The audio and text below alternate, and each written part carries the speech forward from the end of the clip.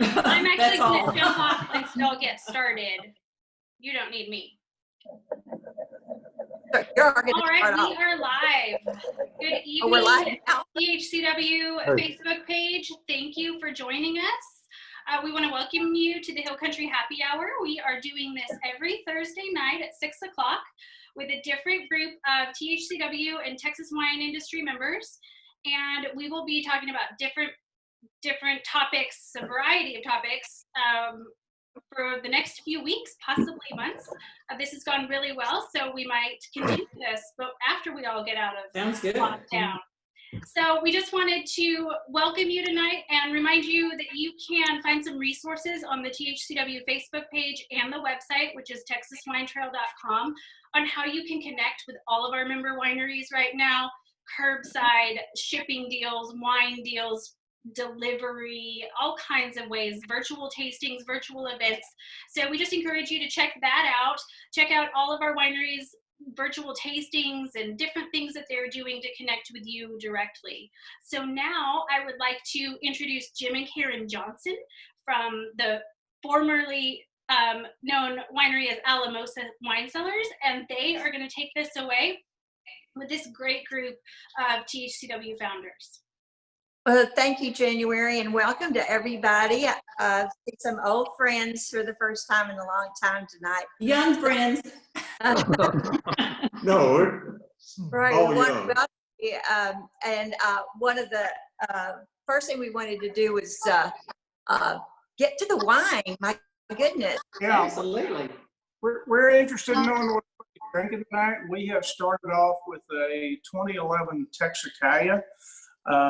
This is a blend of some heat Bordeaux. A little bit innovative at the time. Now there's a lot of people that are growing pot and blending it with other varieties to help with color and structure. So we're enjoying the wine. It's very youthful for a 2011.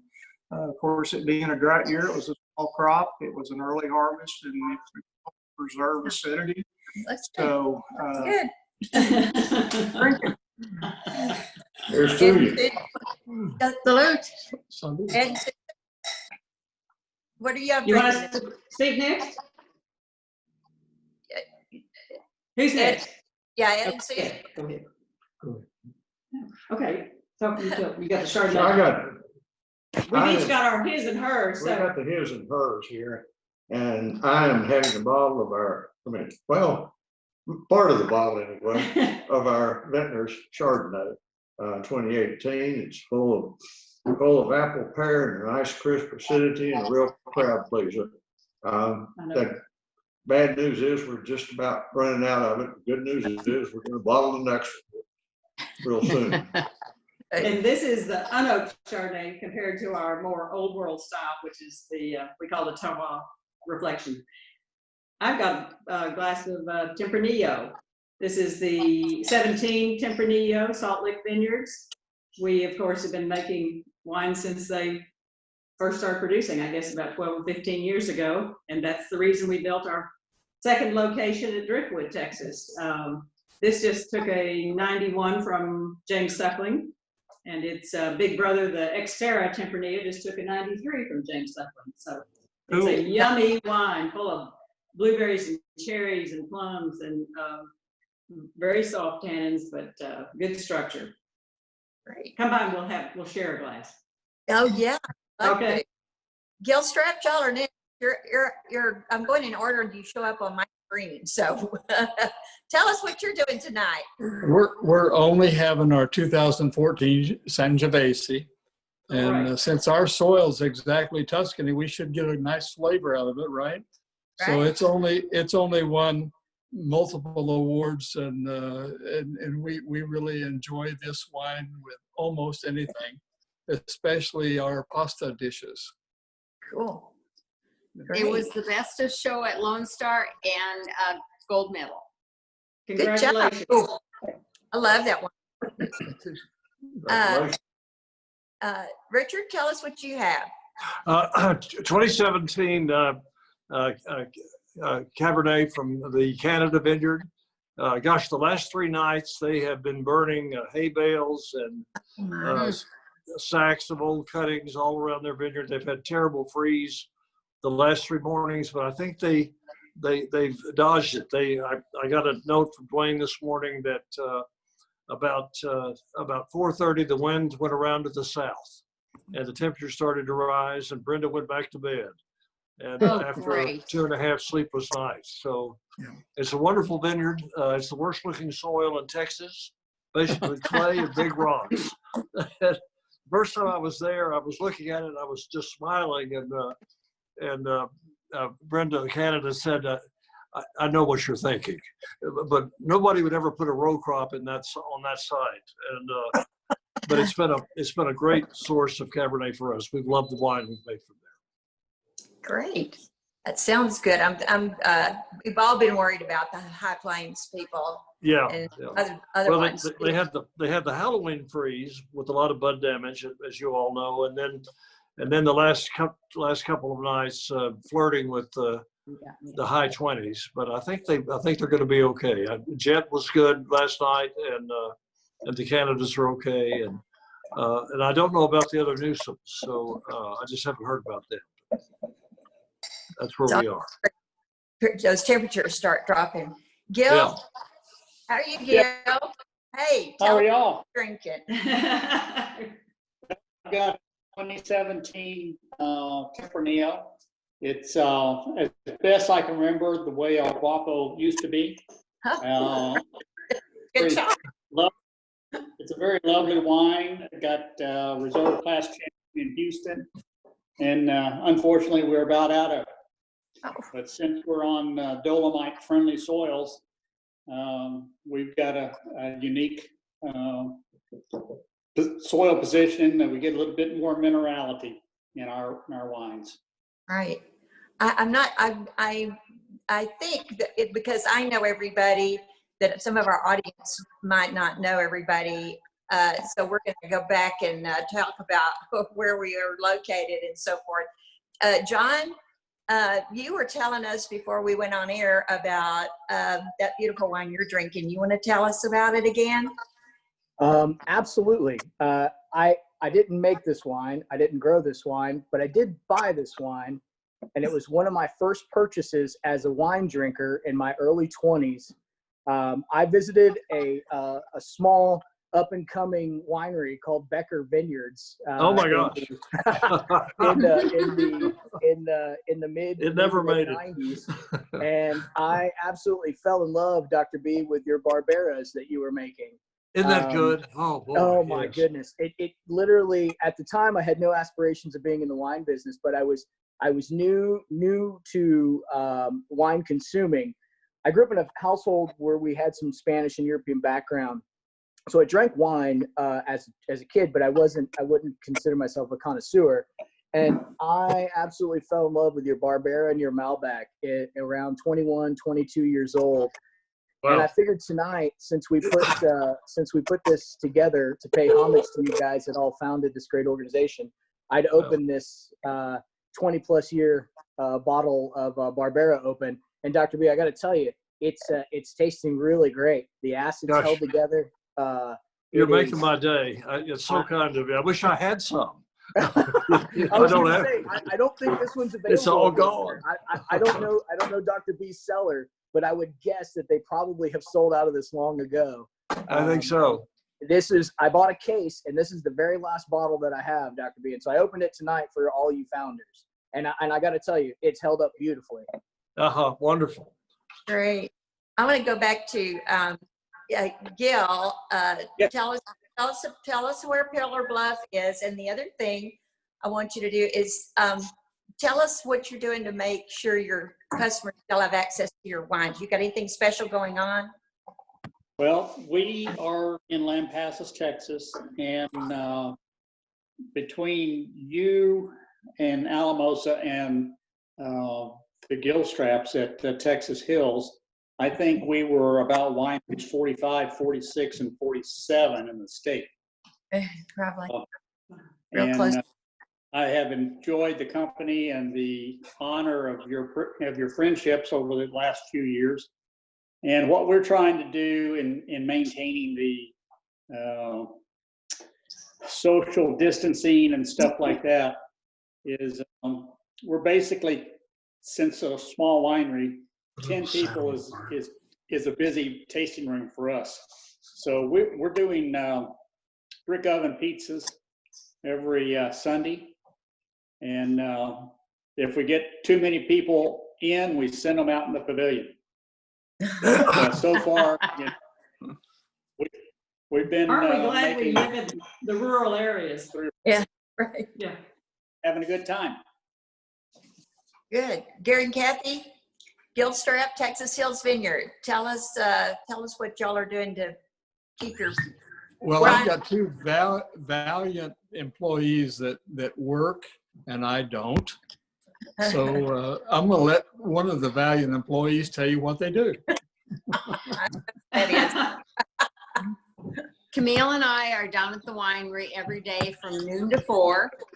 We're doing curbside pickup. It's worked really well.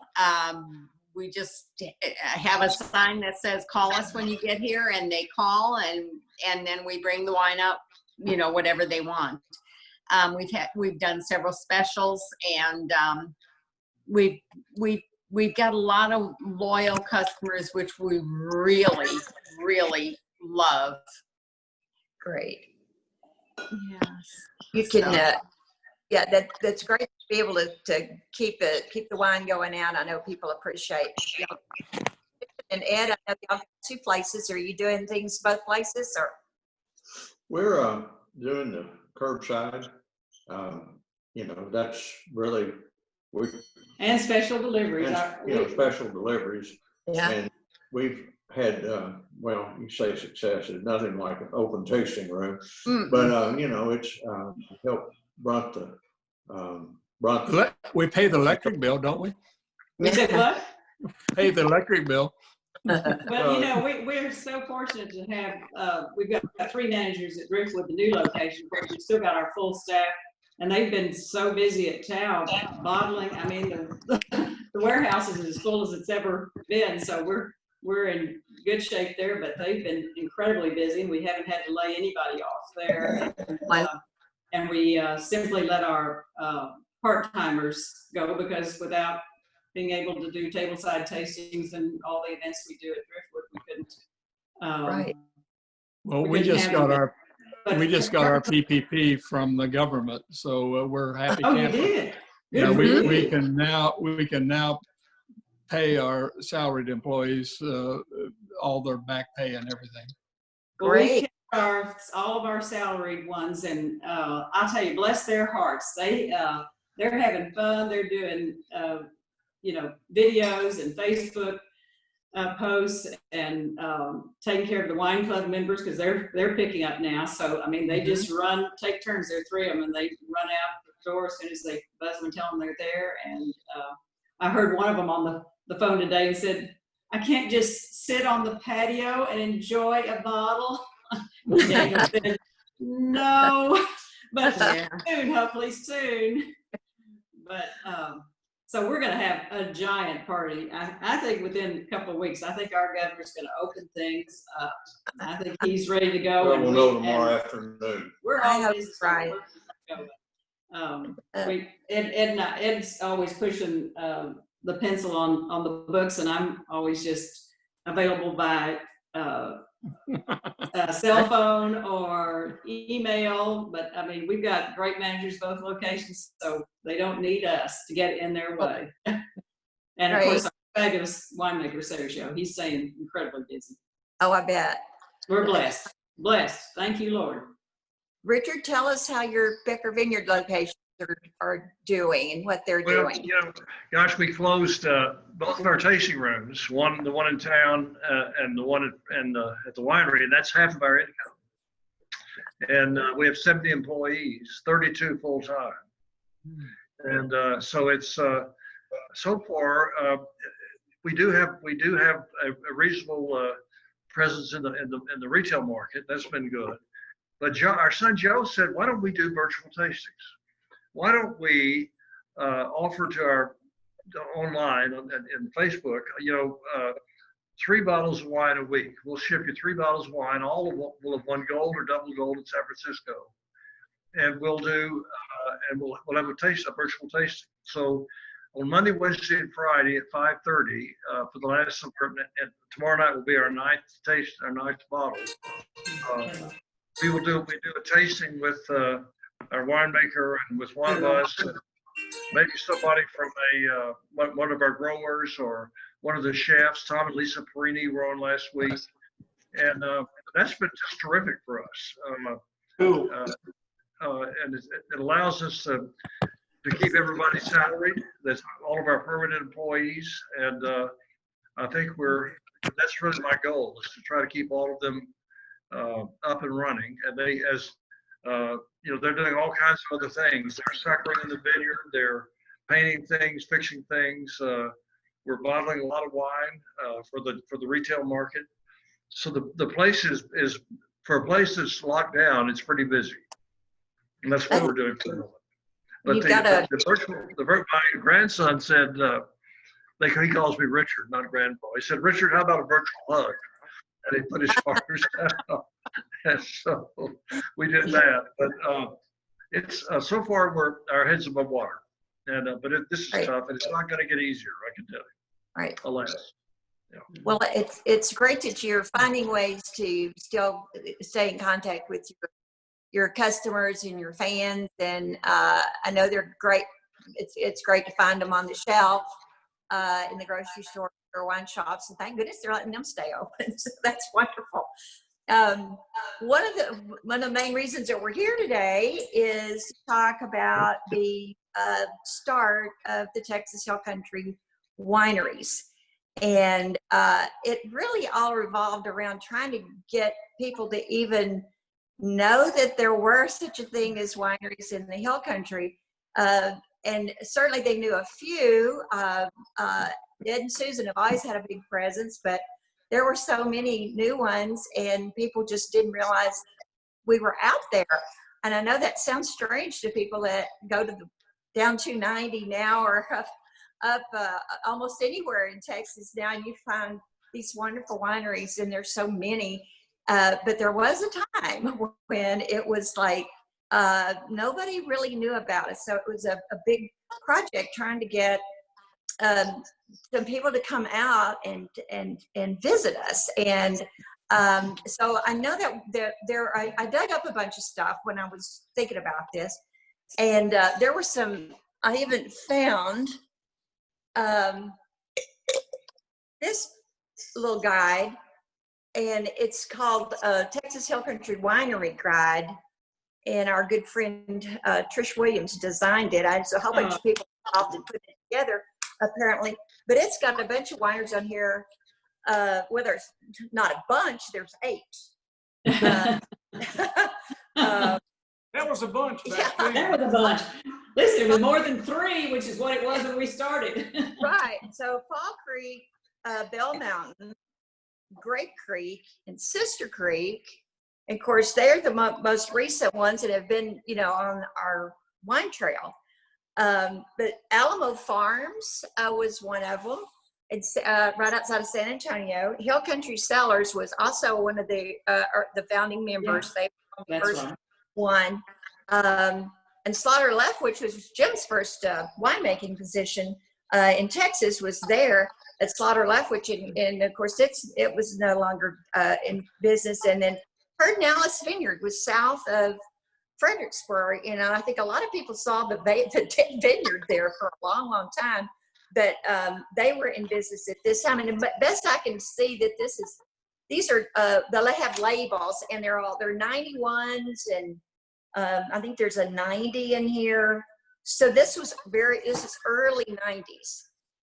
And so, and it was, I think there's a lot of people went into, I think the Texas Department of Agriculture and a couple of other people put this together.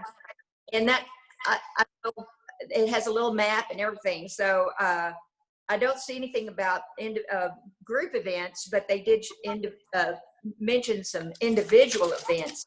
So that was kind of the precursor. And then the first I heard first this time, I mean, I guess we'd all talked about it, about needing some way a wine trail, and we all had some experience with wine trails in other wine regions, but the first time it came up, I guess it was a phone call with Kathy Gilstrap. And she said, let's get together. Let's see whether we can figure this out and how we can get started. Gill Bledsoe, I know, was there, and Kathy. Susan, maybe, were you there at the very first meeting? I believe I knew you were there some, but I'm thinking you were there at the first meeting. I believe I was. Right. And we mentioned Hill Country Cellars on that other little brochure, but Ann Rio was their winemaker. And Welch at the time. It's Ann Welch at the time, and then she was the winemaker for Hill Country Cellars, and she participated and helped with the creative part of it. She was great, and then Kathy's daughter was one of our helpers, and she came to most of the meetings, and she had a lot of contact. You were still in college, wasn't she, Kathy? Yes. Tracy? Mhm. And Yes. it was some of her friends that helped help with the design work, because we were doing The this. brochure, yes. So the very first, so this was the first one. See this? It has a little wine glass on the map, and there were 16 wineries on here. And what year was that, Karen? I'm thinking that this was about 99. Kathy, do you know? You may No, have it's been. gotta be before then. Before then. Yeah, because Ed got the AVA in 1990, but we made the application in 1986. No, I'm talking about not the Hill Country appellation. We're talking about Yeah, the trail. Okay. Yeah. But I was Yeah. thinking, I was thinking they went hand in hand, but I guess I'm wrong. no. This Okay. was later. Let me- because- Okay. Okay. Kathy, do you have something to add? Okay. We put the picture of the first poster behind us, Yeah, cool. and it's 2000, and there's 16 of us on there. Okay, so this All right, so- great. came after we'd already started the wine trail and had the brochure. But so I think when we were meeting was 99. Correct. There that because it went on for months, because we had our Yes. first meeting and we met I think it was every Wednesday. We went somewhere that had a bar so we could have a glass of wine. Yep. Get our creative juices How could going. that happen? What'd you say, Gary? Gary said, how could that happen? You said with a bar, and Gary said, how could that happen? Imagine that we would hold up in a bar, but anyway, we did, and so we came up with, we started just scratching and brainstorming. Gill had all kinds of ideas, and Gill, what do you remember from that first meeting or so? Well, I remember that the web presence was a requirement. And so I had to scurry for a web designer so that we could get the site up and running. And Chris Famaletti was our go-to guy. And he started attending all the meetings, and I think a lot of them were held at Serrano's. And that was a lot of travel time. Right. Because we were spread all over the place, and so we were trying to find us a central location to meet. So Austin was it. And some of us were working in Austin, or we had, people to help us out. And so, but we got the design done up. We did a mock-up, and we planned the 5 trails. We sat down and figured out, okay, when do we, when are good be great times? And of course, wildflowers was perfect. We all knew we had to have people out during the wildflowers, and we decided that our Valentine's was a great time to have people out, and then it just went from there. We were trying to find times when we knew that there would be interesting things to do. Harvest was a big event. Harvest and grape stomps and all that, and then we did our the holiday wine trail. I'm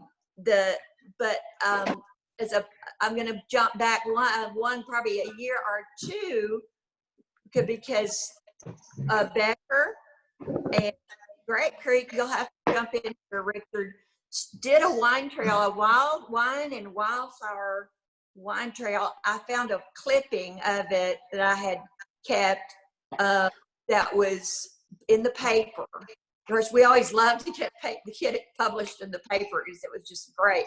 But y'all had gotten and had the very first wine and wildflowers trail. Can you tell us anything about that?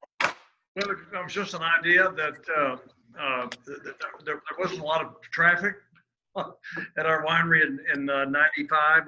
95 was our first harvest. 96, really, we opened our tasting room. And I think that's probably the year that we started talking about come up to 90 for wine and wildflowers, and began promoting it. And I think it just grew with a lot of enthusiastic support for you all and others. That was very welcome. But I think maybe 96. What does the clipping say? I couldn't find a date. I think you're right. About 96, 7, but it was I think just. Jim, you were there. You there in 96? I can't remember. Maybe like late. 1999, April 15th. Well, 1998, I have a brochure from Ned Sims from 1998 that had that was the first wine trail, my understanding of it. And then 1999, we did our first trail. Right. I believe you're exactly right, because we spun off of that. Correct. Initial one.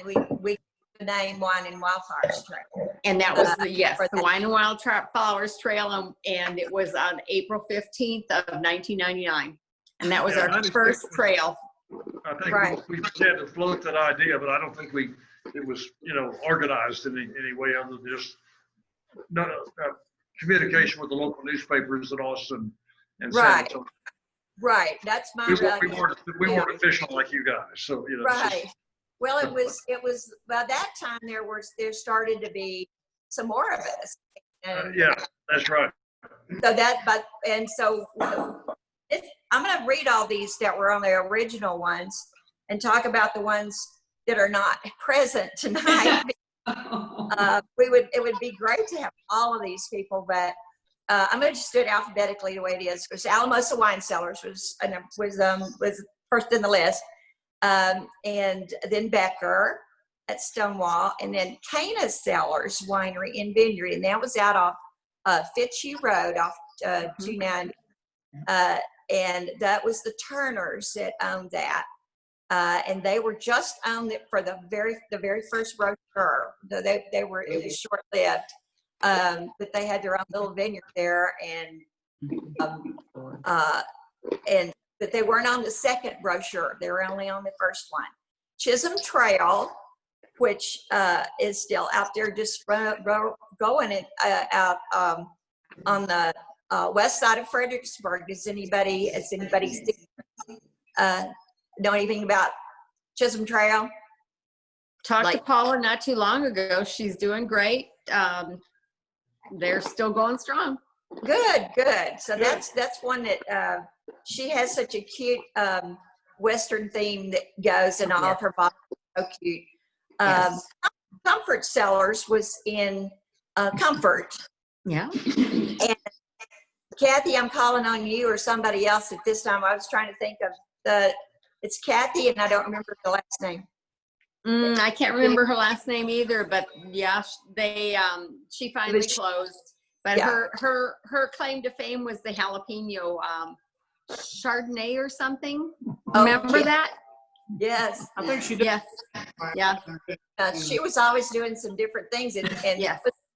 It was her brother that she and her brother ran that. which I Right, thought. and then her brother left, and then Yeah. they finally ended up closing. Yeah, she made wine one carboy at a time. Is that right?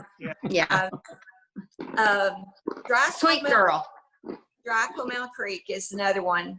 And of course, Bonnie and Franklin Hauser were fabulous members of our startup group. Yes, they were. Contributed an awful lot. Some people may remember, I wish I had one, remember those passports that we did early on. I have some. Trail. I wish you'd have one. Bonnie handmade every one of them. Yes, she did. Yes. And they were When all she so beautiful. And she also did the original artwork for our envelopes and everything. Yes. Yeah. And I still have some of those. Well, great. That was she. They were such great members. That I remember having a guild party at dinner at the winery, and how much fun we had. Well, she was a fabulous cook. Her cassoulet was amazing. And then next is Fall Creek Vineyards, and of course they were just always there and helping out. And Last thing we ever thought we'd do, jump into wine. We all have interesting beginnings, don't we? We ought to talk about that. yeah, Yes. How did you all get started? as No, far as what- wine. Yeah. Oh goodness. What made you decide to get into the wine business? Oh well, I married a winemaker. That's how I got That's it. right. Yes. Yeah, I was working for Slaughter Leftwich, and they were obviously financially unstable. And so we decided we were gonna Whoa, is that true? we were gonna have to do something on our own. Yeah. We bought a piece of property and launched. Kathy, what about you? How'd you get in? What possessed you all to join the wine industry? Well, Gary traveled all over Europe, and he just, when we sold our computer business, he said, you know what? I think I'd like to make wine. I said, okay. Why not? Yeah, right. Yeah, pharmacy, wine, no big deal, no change, no different. Right. It's all chemistry. I know. That's right. Biochemistry and organic, yeah, sure. Well, yeah, and Ed was first 3 years in as pre-med, following 4 generations of doctors, but he bailed after his. I bailed out because of organic chemistry. A lot of us failed. That's all he does. And Mr. Auler, I don't think it's hurt you all that much.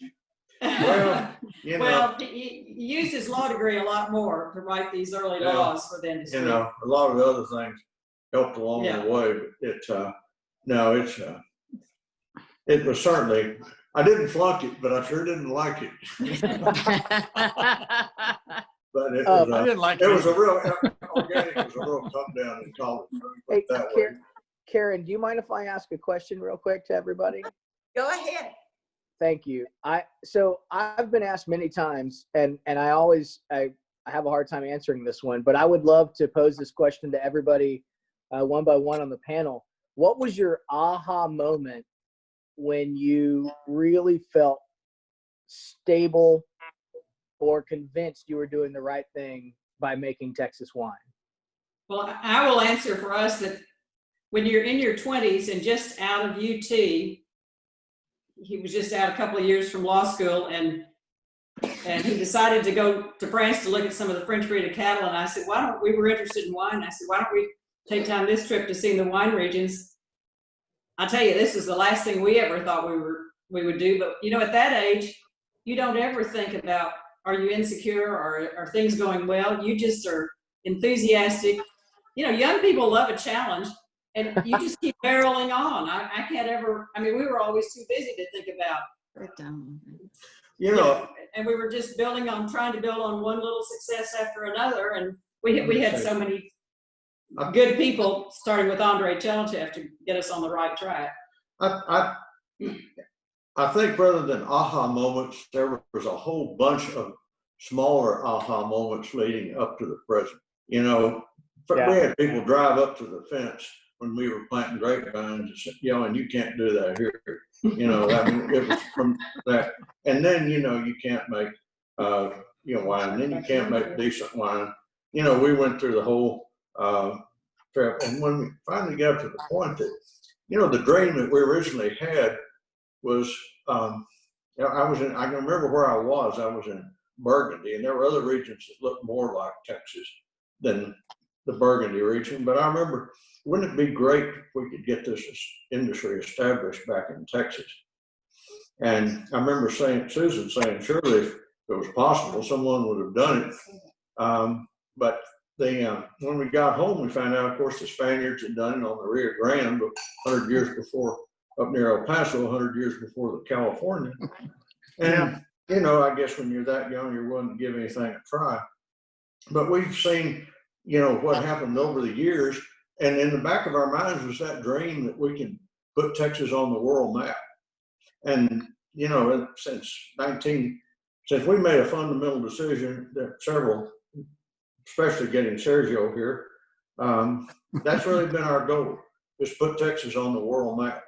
And that's the reason that we got the Texas Hill Country AVA established, because we, after that first trip in 1973, and spent 21 days going through each of the major wine regions in France, I mean, immediately regionality stuck out right here, just hit you in the front of your face. And I thought, late years later, we've got to have our own regional identity. We will never succeed as a region, as Texas wines, without regionality. And so that's when we started. It was in '86. I started the festival, and I called it the Texas Hill Country Wine and Food Festival, because it could prove that it was geographically and separate and climatically different from the surrounding area. But the kicker was it had to be a known region, known viticultural region. Well, in the 80s, it was not a known viticultural region, I assure you. So I said, okay, to my friends, the Stephen Piles and Dean Faring and Robert Del Grande, the famous Southwest chefs who were being invited to go to LA and New York and everywhere. And they would ask us to go with them, because they said, well, if we're going to go take our Texas food, we got to take Texas wine. And so we'd go with them. And I finally said, all right, we're going to turn the spotlight on Texas and the Hill Country. And the first festival was in '86. And after a couple of years, I had headlines in the food section of the Dallas Morning News and the Houston Chronicle and the Austin American Statesman. Texas Hill Country Wine and Food. And that became Exhibit A on that application. To the feds. A lot of trouble, Susan. And we were home free. And I made sure that when I titled the festival, I said it's the Texas Wine and Food Festival, because Texas wine, Texas Hill Country wine. So that was the exhibit. And they've sort of forgotten that. But really, adding to your question, though, I think it was really a series.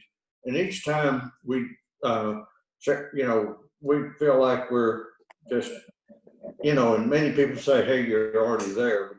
But, we have so many more things. We see and however many more years, good Lord's going to give us. We've got so many more things that we want. We continue to try new varieties. To keep moving upward. Yeah. Because plus our consultants in Napa keep telling us, do this with the vines, do that with the soil, and so we've always got new things we're trying. And bless Scott Roberts' heart, he loves trying new varieties, so we can put that off on him and let Sergio make the wine. And of course, Sergio has a big part in saying what's going to go where, because it's all about the soil. Forget about the heat. The heat doesn't matter. The heat is manageable. That is, and he's proved that a long time ago. But it's all about the soil. And the Hill Country is full of so many wonderful microclimates that we haven't even tried yet. But our blessing is that we've had 45 years. This is the 45th year to match the right grape to the right site, the right soil, the top rock, and the right winemaking, and the right winemaking technique, and that's what it's all about. I mean, and so we're excited about. We picked up a new grower 2 years ago, and we're excited about his wines. there are so many wonderful new areas, and so we're just going to keep experimenting and keep producing these beautiful wines thanks to Sergio. That's great. Long answer to your Sergio question. does a fantastic job. Sergio's a great guy. Dr. B, what was your sorry for calling you Dr. B. Dr. Becker, what was your aha moment? I'm not sure I've had a chance. Well, that's generally my answer. But I've been doing this a blip in time comparison to you guys. So, but I fully understand that answer.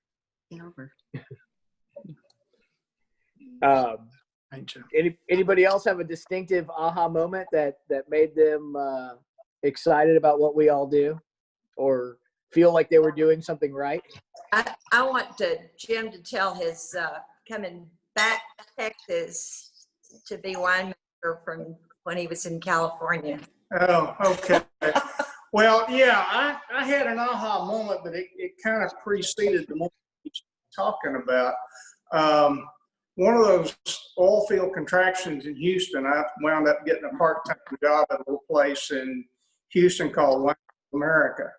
And we had tastings every Friday night. I got to meet a lot of the owners. I got to meet your. And at some point, I kind of came to the realization that I kind of wanted to be part of that. And so there was one Friday tasting. After the tasting, I cornered a guy named Bob Mignoni. He had Grand Cru Vineyards in Sonoma. I said, what does a guy have to do to become a winemaker? And he started into this conversation. Finally, he just kind of stopped in mid-sentence. He says, how old are you? And I told him, and he said, at your age, you need the best credentials you can get. That's UC Davis. And so the very next day, I sent off for an application, and that started the process that eventually culminated in me going to California, studying wine at UC Davis, and working for 3 really good California wineries, Iron Horse, St. Francis, and Heights. And so toward the end of my first year at Heights, I started looking around, and I was offered a job in Texas at Slaughter Leftwich. And so I came out and interviewed and accepted the job. Back to California, loaded up everything I had into a pickup and a U-Haul trailer. And I had some mental reservations, some trepidation about this. And so about 4 o'clock in the morning, I'm ready to hit the road. I get in and I start driving, and I'm trying to get something on the radio. And of course, that time of the morning, it's all AM, it's all static. And finally, I got onto a station that was coming in clear.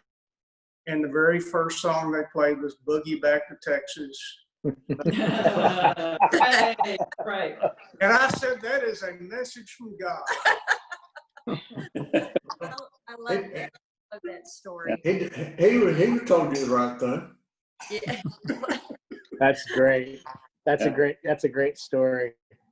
I've got a John, I'm sorry, go ahead. Aha moment.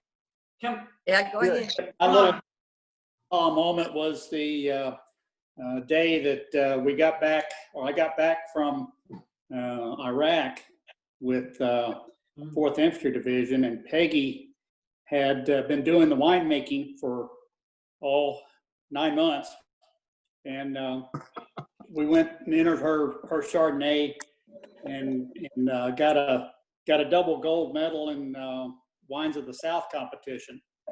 And then, so it was always one of these, well, how are your wines doing, dear? And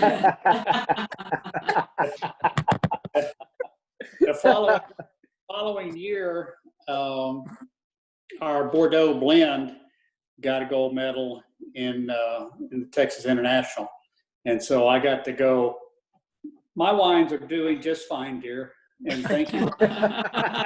Hey, Gill, but we had we're gonna do this for a few more years. That's fantastic.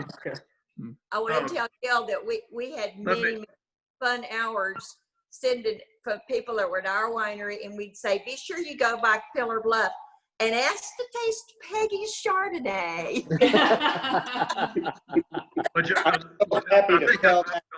I'm sorry. I would be remiss if I didn't mention one moment. That was in 1996 when Robert Mondavi was the invited guest to the wine festival in Austin, and he came over and tasted our Viognier, and he a very intelligent man. He sniffed it and swirled it and began asking me questions, and he questioned me for 45 minutes. And a crowd of people formed around us. And I realized, being quick, about 30 minutes into this, he didn't think we'd made the wine. But at the end of that time, he said, "You made this wine." I said, "Yes, we did." He said, "Keep it up." That was an aha moment. And then we'd given a double magnum of wine for auction for KLRU, and it was, of course, the last item to be auctioned off. And Buddy and I were sitting there waiting to see what happened, and as was Mr. Mondavi.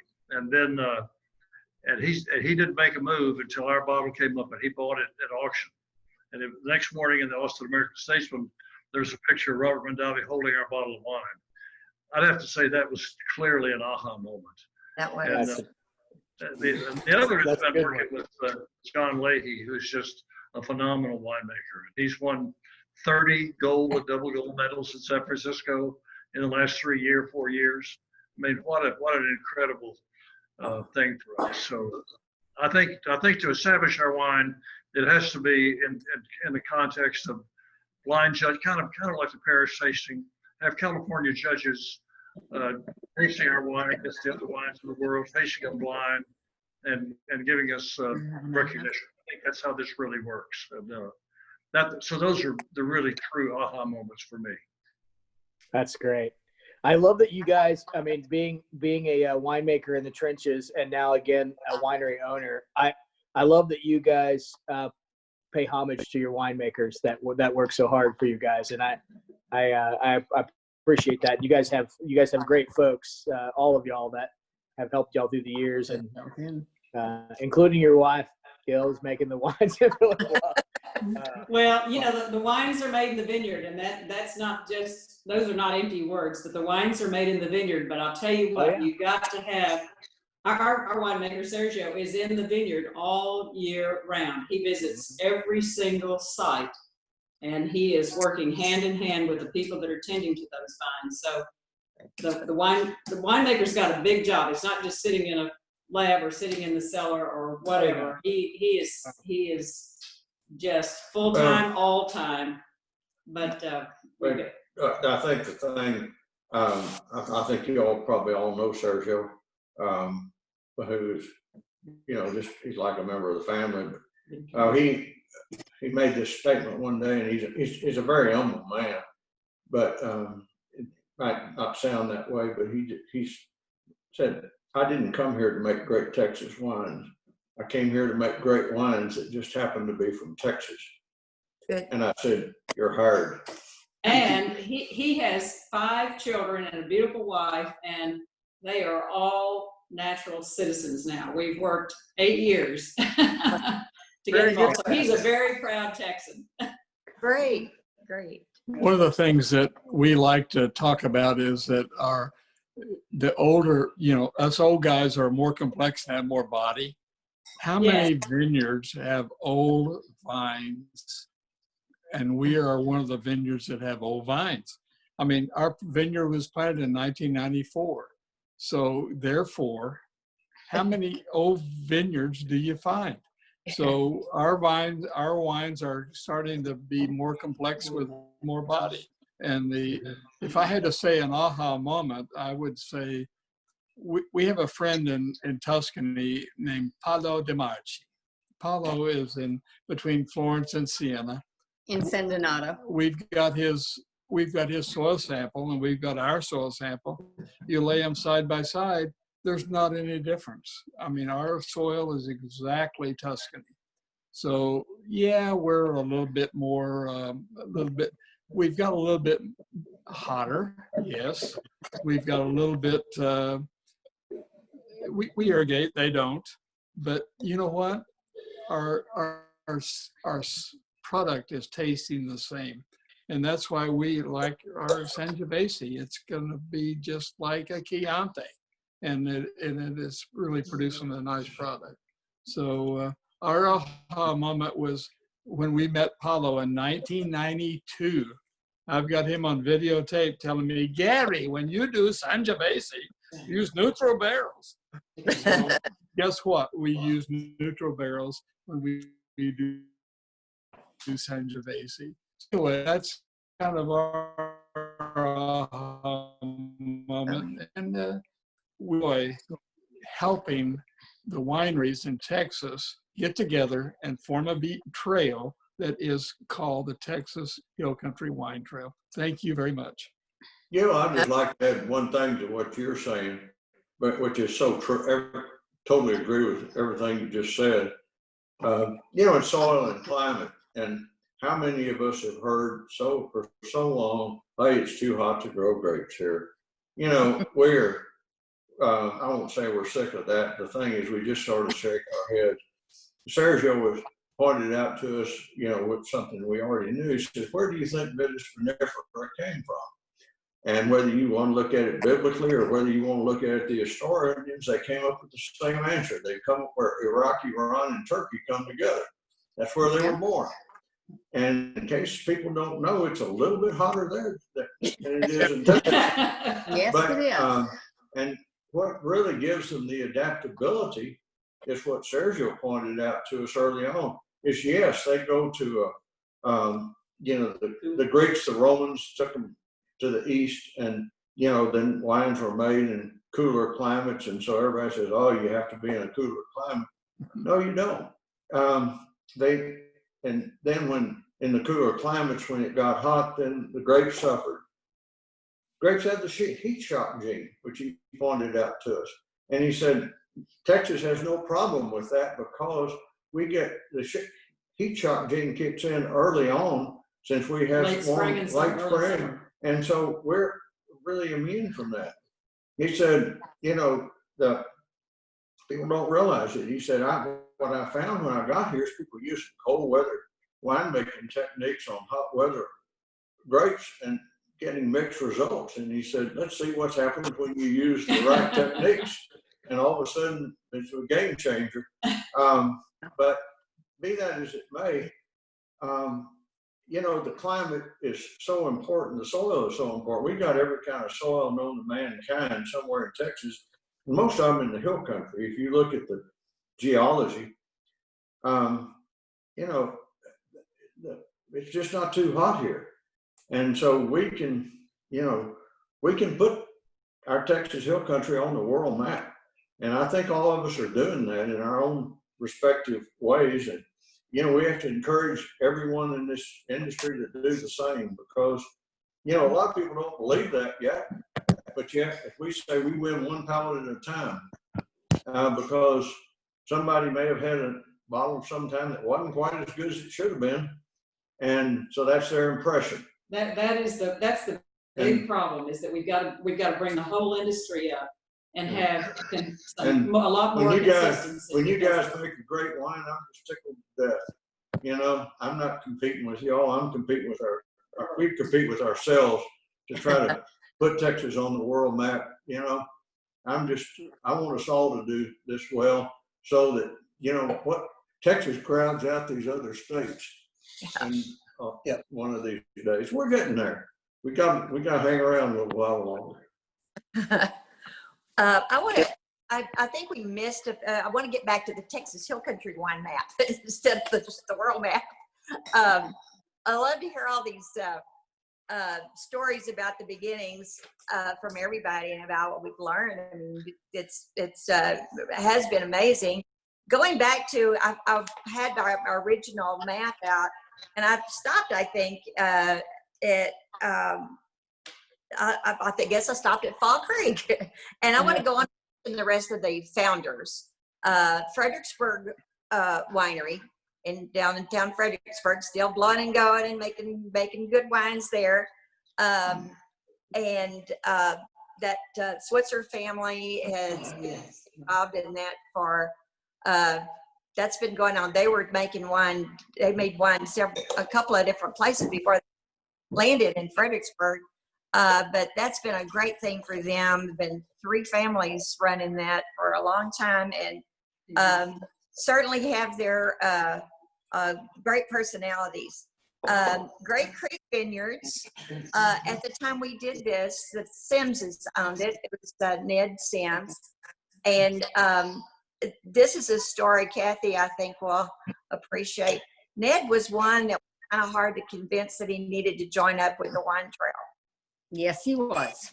And we always had, after the wine trail events, we'd have a potluck supper over at Texas Hills, and we'd do a rehash. Okay, what worked, what didn't work, how did people enjoy what we did, how many did we get, just trying to do a debrief and figure out, is this working, what we doing? And so we had wonderful parties over at Texas Hills when we'd eat good potluck supper. But I remember Ned Sims walking in and made a beeline to Kathy. He kissed her on both cheeks and said, "We've had one of the best weekends we've ever had. I think I'll add on to my winery." So Yeah. it was convincing. One footnote to that is every trail for the first 5 trails, Ned Sims would be at my winery at my desk at Monday morning at 8 o'clock telling me what a great venue it was. Yeah. And that was, when you've got Ned Sims on your side, you've got a winner. And they had been one of the early, even before the Becker started.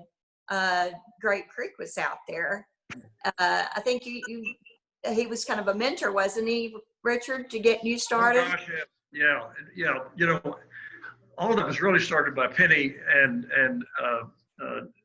Ned and Bell Mountain. Don't forget about Auler. Oh, right. And, they were also involved in starting the Austin Festival. That gets forgotten sometimes. But he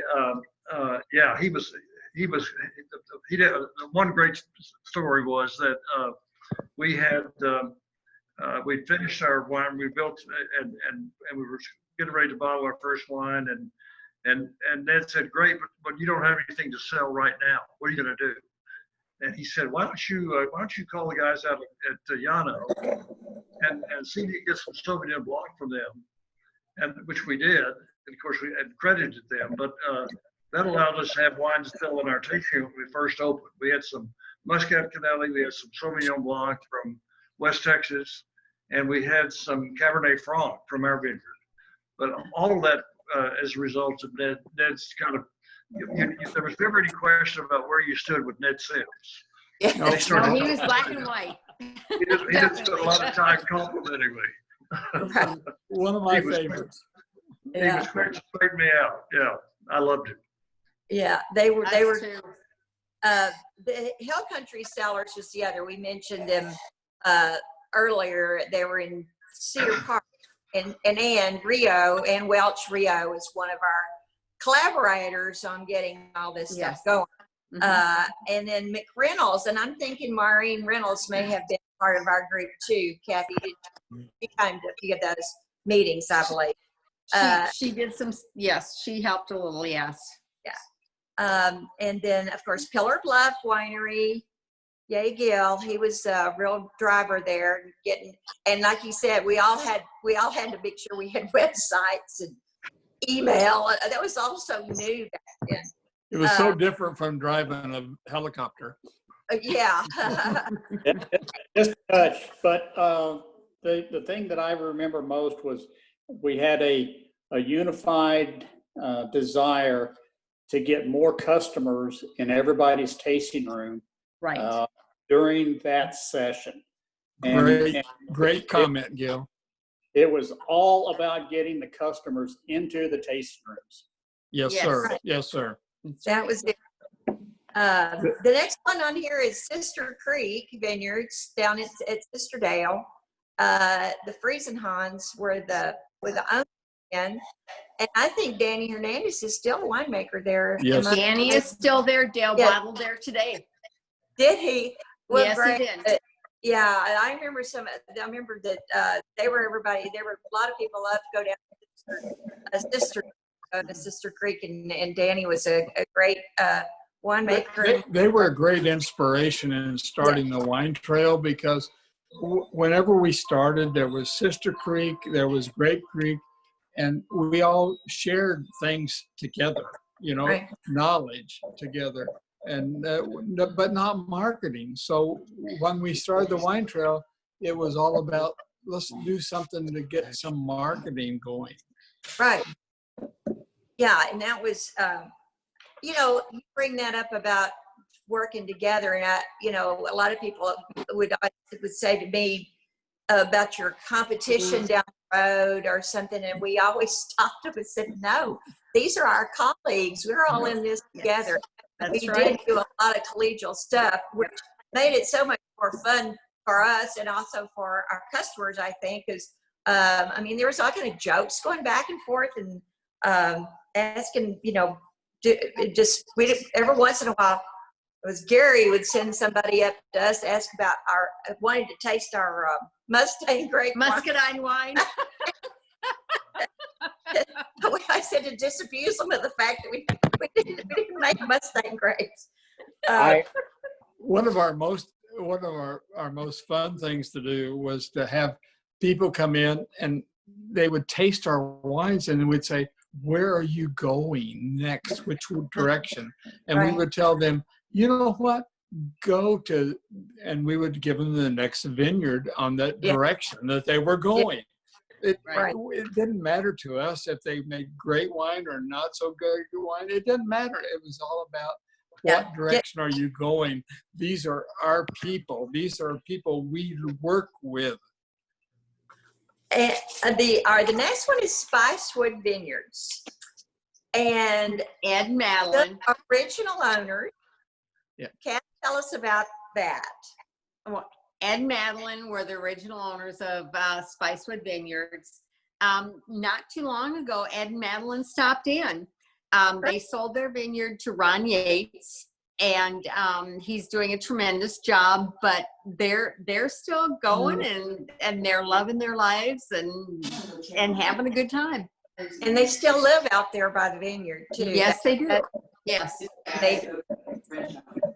But they're wonderful people, and we're great in helping us get everything going, and great discussions. And then Texas Hills is next. Of course, we've heard a lot from you guys tonight, and anytime I ever think about, like I said, first mention I had of let's start a wine trail was Kathy calling, and Gill, I think, had already talked, and they had said let's get this going, let's meet, and so that was the first time I got involved in actually planning it. Was call from Kathy. And then the last one on here I have is Wimberley Valley Winery. And they're neighbors of ours since we live in Wimberley now. They live about a mile and a half up the road from us. Oh, really? Yeah, when we first moved down here, I kept thinking, Lone Man Mountain Road, that sounds so familiar. And our road runs right into Lone Man Mountain. And I went, why is that so familiar? And then I realized it's because that's where they are. That's where Dean is. Like a mile. Okay. Yeah, about a mile from us. If we went to Wimberley Valley and got overserved, we could walk home from there. No, you can stumble home. Heaven forbid that you may get overserved. Now, Right. Jim. Now, Your Jim. river's been in training a long time. Jim, as a current board member, we've got to say nobody's ever overserved at a winery. Oh, No. We're teasing. No, I know. Teasing. I'm trying to be funny. Guys, there's a good segue from that great commentary. We had a Facebook question that January just sent to me, and it's not really in the form of a question. It's more of a statement. So I'm going to try and form it in a question. There was and I don't know who the question came from, so I'm going in this a little blind. And the statement was basically that they were in the Hill Country recently and noticed that there are a lot of conglomerate wineries being developed, and they wanted to get your take on the quote unquote, and I'm reading Facebook, quote unquote huge wineries coming into the area. And how do you guys see these huge conglomerate wineries in the current world? I think people like boutique wineries. Anybody. It doesn't really. Since we're just talented consumers now, since we no longer have a winery. Well, we see wineries come and go, and whenever we see a bunch of new wineries, we see a flattening of the curve, if you would, of wine tasters. And then all of a sudden they say, whoa, these wineries, they're not as good as what we had in the past. And then our volume goes up again. And so it's one of those things that I'm one of these people that say, you know what, I would love to have a winery right next door to me, because it's all about people coming to that area. So what happens is we have more volume of people, and once they settle on the wines that they like, you know what, we're going to be okay. And so that's kind of the way we approach it. And it's not a big deal as to the volume. It's a big deal as to the quality. So yeah, that's kind of our deal. I'm shocked and appalled that Gallo might establish a presence in the Hill Country. Well, Again? we were sued by Gallo, Well, yeah. And we do 0.01666% of their volume. Yeah, Gallo grows more grapes and makes more wine than our entire industry in the state of Texas. Yes, so yes. I don't think we need to worry about that. I I've will say, always said Gallo has a tank that would hold every drop of Texas wine and still have room left for a 4-bedroom house. well, I would venture Good job, to say, Jim. I'll say it so you guys don't have to. I'm tasting some current Gallo wines, and I think we're making some pretty competitive wines down here. If I say so myself. We are. One of the things that we always told our staff was that it's not about selling wine; it's about producing an experience. Yes. We told them you're not in the wine business; you're in the hospitality business. And the dogs greet them at the door. We tell stories about early days, and people develop a good feeling about where they are, and when they take the bottle of wine home and open it, they remember those feelings, they remember those experiences, and that's really what we're here to provide. Yeah, I agree. Amen, Jim. I can tell you one thing that I've taken away from this group over the years, being lucky to have either served on boards with many of you guys, or know you professionally, or been mentored by some of you. I can tell you that the sense of camaraderie that I've taken from this founders group has been something that I've cherished greatly in my career and my tenure in the wine industry, and as well as a multiple time board member on Hill Country Wineries. That camaraderie, I can tell you guys just a quick funny story, and some of these guys may now finally get the answer that they've been looking for years. But I used to drive around in my first winery adventure in Bending Branch Winery with a box full of Bending Branch hats. And I would go into some of my colleagues' wineries, and I would systematically remove their hats and put my hats on their shelves, and leave my business cards as a calling card, as kind of a comedy joke. And I got a call from Ron Yates one day where he had figured out that he'd been selling for about an hour and a half on a Saturday afternoon Bending Branch Winery hats in the Spicewoods tasting room. And he was not all too happy about it, but we're good friends, and so it was funny. But it gave us that sense of humility as friends and colleagues and peers, with respect for each other, that you guys have started and we've carried on. And I can't thank you guys enough for paving the way for guys like me to continue to make such a great product and be in such a great industry. It beats having a real job. I can tell you that right now. This has all been Thank you, John. Hi, January. Hi, everybody. I thought that was a perfect segue to kind of close out the session. John paying homage to, I'm going to cry again. Don't cry, January. You're not allowed to cry because it makes me cry every time. Don't do it. I have been sitting here watching and listening, and I'm in absolute awe of all of you not just the way that you started THCW, but your memories and your stories. And yeah, I cried and laughed all by myself for the last hour. So I just want to thank you guys so much for first coming on tonight for Hill Country Happy Hour. But more than that, what you guys have been to the Texas wine industry. And none of us would be here without you, especially me, which y'all know. We're just Thank you, so January. grateful for everything that you guys have done. So we just thank you so much for coming on tonight. And all of you viewers, thank you for joining us tonight. We'll be back 1 week from today, Thursday night, 6 p.m. What is that date next week? The 23rd, April 23rd, 6 p.m. Our Hill Country Live Happy Hour will be with Hill Country growers. So we'll be talking about what's happening in the vineyard, what they're seeing, what they're out there doing right now, and what they're looking forward to for the rest of the year, as well as the wines. Thank you, January. Thank Cheers, you. guys. January. Thank you, buddy. Thank you. Parties. Whole field Kim full of and Karen, it was bluebonnet. great seeing you.